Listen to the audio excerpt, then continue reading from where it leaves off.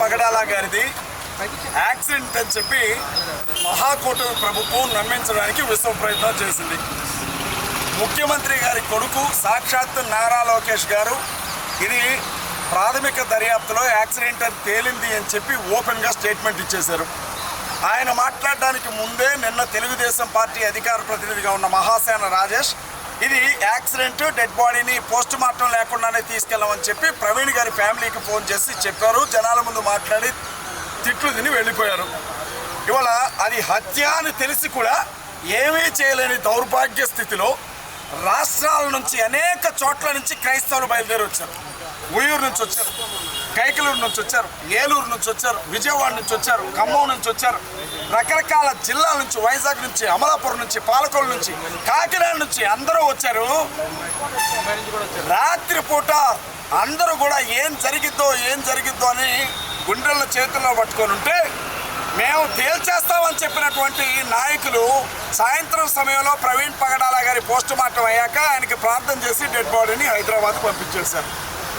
Post మార్టంలో ఏం జరిగింది అన్న కనీస ప్రిలిమినరీ ఇన్ఫర్మేషన్ కూడా పోలీసులు ఇవ్వాల, డాక్టర్లు చెప్పాల. కుటుంబాలతో సంబంధం లేకుండా, బంధుత్వం లేకుండా అనేక ప్రాంతాల నుంచి వచ్చిన జనాలందరి మీద చేతులు పెట్టారు ఇక్కడ ఉన్నటువంటి నాయకులు. నేను ఒక్కటే చెప్తా ఉన్నా, ప్రవీణ్ పగడాల గారిది నిజంగా హత్య. ఆయన్ని చంపక్కడ పడేశారు. దీని వెనక పెద్ద కుట్ర ఉంది. కానీ బయటికి తీయడానికి సహాయం చేయాల్సిన పోలీసు వ్యవస్థ దీన్ని యాక్సిడెంట్గా చిత్రీకరించారు. రెండో విషయం, ప్రవీణ్ గారి కూతురును చంపుతామని ప్రవీణ్ గారి ఫ్యామిలీకి ఫోన్ చేసి బెదిరించారు. ప్రవీణ్ గారి కూతురును చంపుతామన్న బెదిరింపులు. ప్రవీణ్ కుమార్ గారు మందు తాగి రోడ్డు పక్కన పడిపోయాడు అని పోస్ట్ మార్టంలో చూపించడం కోసం ప్రవీణ్ గారు చనిపోయే ముందు ఆయన కొడుతూ ఆయనకు మందు తాగించారు అన్న విషయం కూడా నమ్మకమైనటువంటి విషయం మా దగ్గర ఉంది. ఏ వివరం రానియకుండా ఆయన్ని చంపి, తెలంగాణ నుంచి వచ్చినటువంటి ఆయన్ని చంపి మళ్ళీ తెలంగాణకి కుట్లేసి పంపించారు. ఇది సార్ జరిగింది. మహాకూటమి ప్రభుత్వానికి కృతజ్ఞతలు తెలియజేసుకుంటా ఉన్నాం. మీ పైన కూడా తర్వాత దాడి అనే మాటలు మాట్లాడుతున్నారు కదా, దానిపైన మీ స్పందన? అజయ్ బాబును చంపుతానంటా ఉన్నారు. ఇది అందరికీ తెలిసిందే.